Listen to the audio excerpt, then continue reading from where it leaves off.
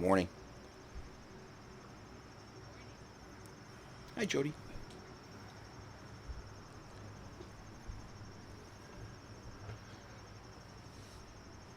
Morning, everybody.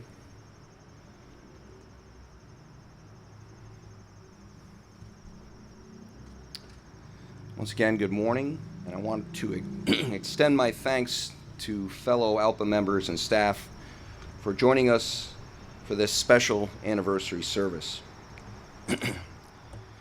It's more than fitting that we come together each year in this Remembrance Garden to pay homage to those we lost and to recommit ourselves to the work we continue to do. ALPA established this garden 9 years ago to serve as a constant reminder of that tragic day. We will never forget. But I'm sure I speak for everyone here and for all our fellow line pilots, as well as those who are in attendance at memorials around the country, New York City, Shanksville, Pennsylvania, and Washington, D.C., that we hardly need a reminder of an anniversary or a moment to never forget. The moments of that day have left permanent scars upon us all. On this 14th anniversary of the horrific events of 9/11, we don't need to retell the story that we all know so painfully well. We lost coworkers, family, friends, and the members aboard American Airlines Flight 11, United Airlines Flight 175, American Flight 77, and United Flight 93. Their lives were lost along with nearly 3,000, including those on the ground who were simply in harm's way. But every day is a living testament of our resiliency. Beyond just remembering their sacrifices, and as the guardians of their legacy, we have rebuilt our nation and our industry from an emotional and physical state of ground zero. Facing adversity, we've emerged stronger. And it isn't always the tailwinds that help you advance. Sometimes you need the wind or a headwind coming straight at you so you can soar. As airline pilots, we know that is the secret to flying. And in the case of 9/11, it is why we are stronger than we were 14 years ago, and in the end, it has made us all stronger. Today, we are even more mindful of the threats that exist. As professional airline pilots, we're determined to be vigilant and to deliberately and purposefully pursue a safer and more secure air transportation system.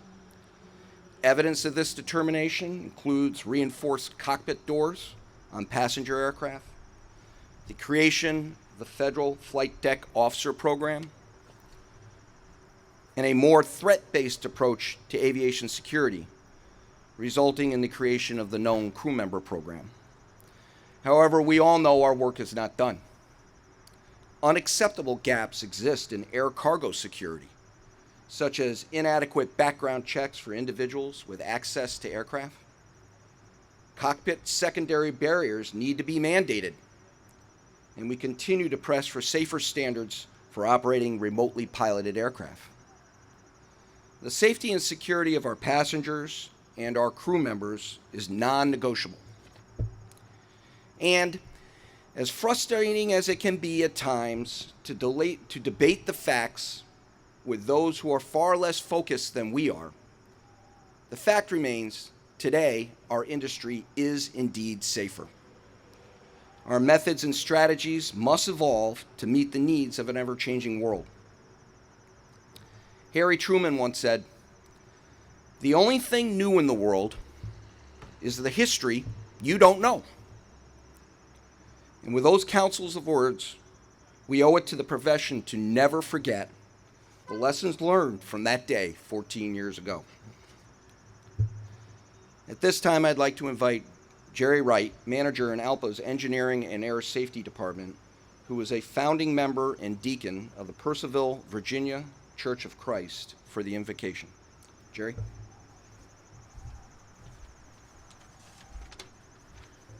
Good morning. We gather today, as we do every year at this time, to honor the memories of airline crew members who perished in the attacks of September 11, 2001, a day whose infamy time has not diminished in the least.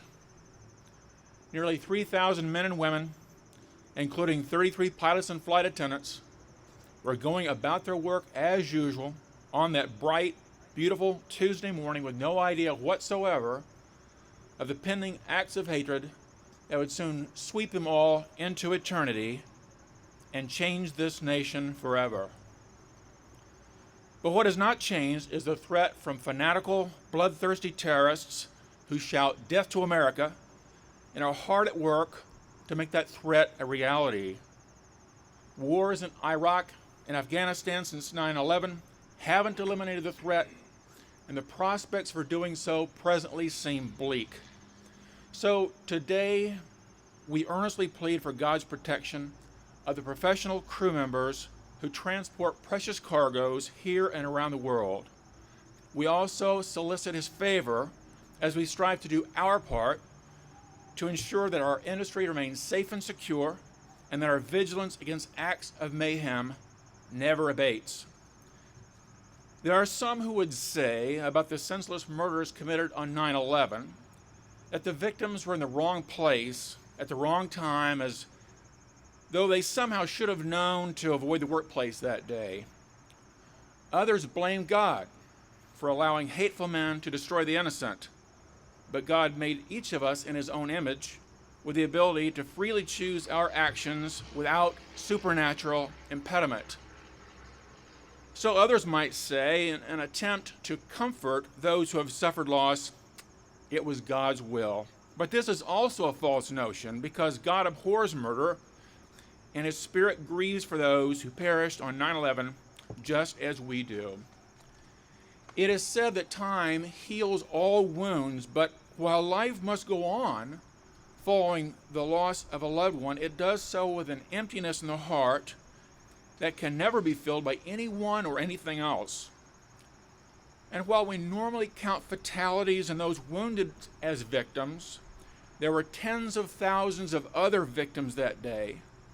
Children who lost their fathers or mothers, mothers and fathers who lost a child, siblings, grandparents, aunts, uncles, and friends who lost loved ones. Today's remembrance is for all of those victims as well. At this hour, we beseech God's favor to look with compassion on all of those who lost dear family members and friends 14 years ago today, and help them through the heartaches and tribulations that still accompany their losses. I would like to close with the most beloved of all the Psalms, the 23rd Psalm, which has been a source of comfort and strength to untold millions of people for 3,000 years. Feel free to recite it along with me if you wish. The Lord is my shepherd, I shall not want. He makes me to lie down in green pastures. He leads me beside the still waters. He restores my soul. He leads me in the paths of righteousness for His name's sake. Yea, though I walk through the valley of the shadow of death, I will fear no evil, for you are with me. Your rod and your staff, they comfort me. You prepare a table before me in the presence of my enemies. You anoint my head with oil. My cup runs over. Surely goodness and mercy shall follow me all the days of my life, and I will dwell in the house of the Lord forever.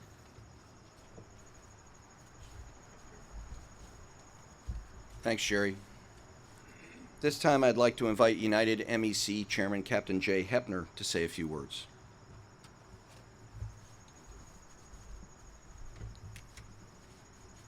"14 years ago today, 2,977 innocent people died in a senseless terrorist attack on our nation.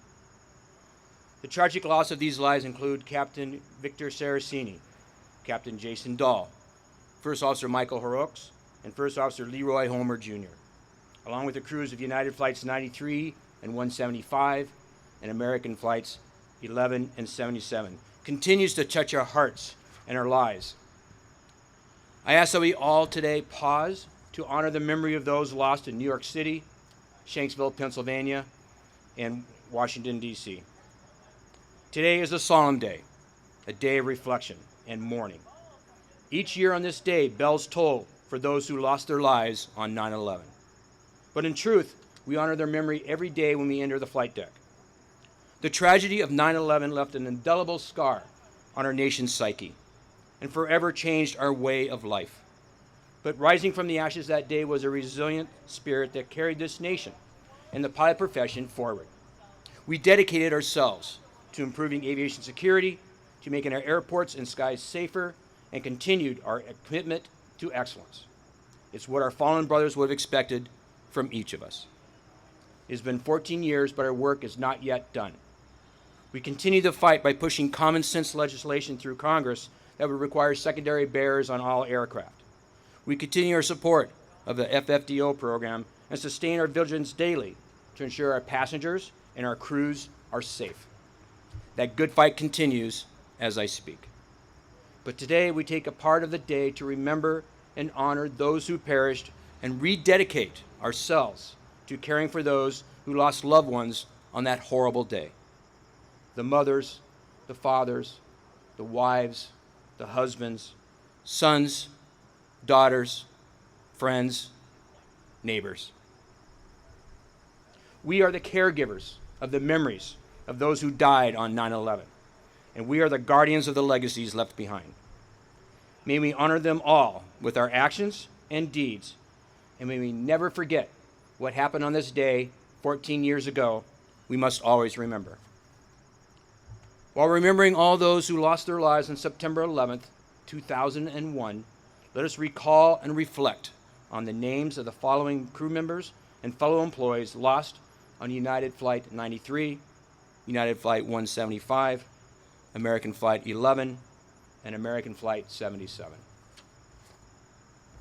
United Flight 93, Captain Jason Dahl. First Officer Leroy Homer, Jr. Flight Attendant Lorraine Bay. Flight Attendant Sandra Bradshaw. Flight Attendant Wanda Green. Flight Attendant Cece Lyles. Flight Attendant Deborah Welsh. United Flight 175, Captain Victor Saracini. First Officer Michael Horrocks. Flight Attendant Robert Fangman. Flight Attendant Amy Jarrett. Flight Attendant Amy King. Flight Attendant Kathleen Labori. Flight Attendant Alfred Marchand. Flight Attendant Michael Thoreau. Flight Attendant Alicia Titus. Customer Service Representative Marianne McFarland. Customer Service Representative Jesus Sanchez. American Flight 11, Captain John Oganowski. First Officer Thomas McGinnis. Flight Attendant Barbara Arestagui. Flight Attendant Jeffrey Coleman. Flight Attendant Sarah Lowe. Flight Attendant Karen Martin. Flight Attendant Kathleen Nicosia. Flight Attendant Betty Ong. Flight Attendant Jean Roger. Flight Attendant Diane Snyder. Flight Attendant Madeline Sweeney. American Flight 77, Captain Charles Burlingame. First Officer David Charlebois. Flight Attendant Michelle Heidenberger. Flight Attendant Jennifer Lewis. Flight Attendant Kenneth Lewis. Flight Attendant Renee May.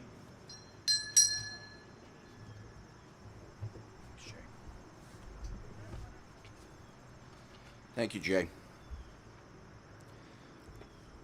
I now invite Jody Crisais from ALPA's IT Operations and Services Department to sing Amazing Grace, as Captain Rick Dominguez places a wreath before the garden stones. Jody? Amazing grace, how sweet the sound that gave a wretch like me. I once was lost, but now am found, was blind, but now I see. 'Twas grace that taught my heart to fear, and grace my fears relieved. How precious is that grace appeared, the hour I first believed. Through many dangers, toils and snares, I have already come. 'Tis grace hath taught me safe thus far, and grace will bring me home.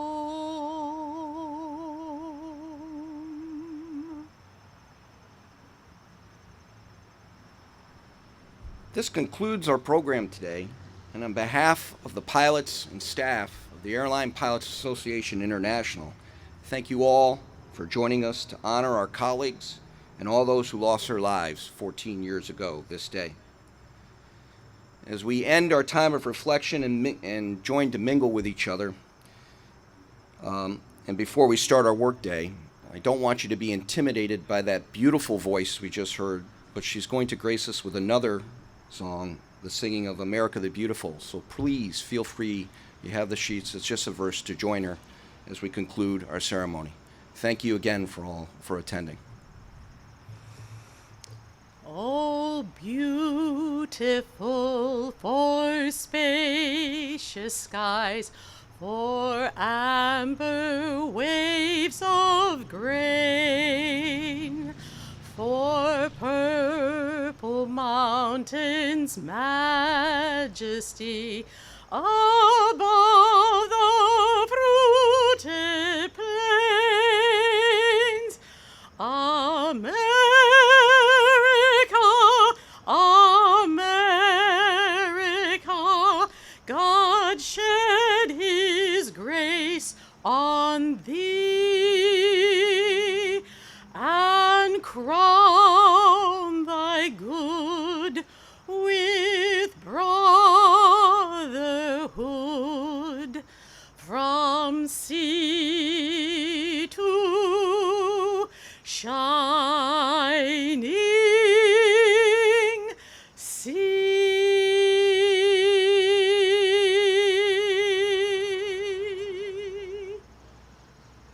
Now you know why I stepped away from the mic before I started singing.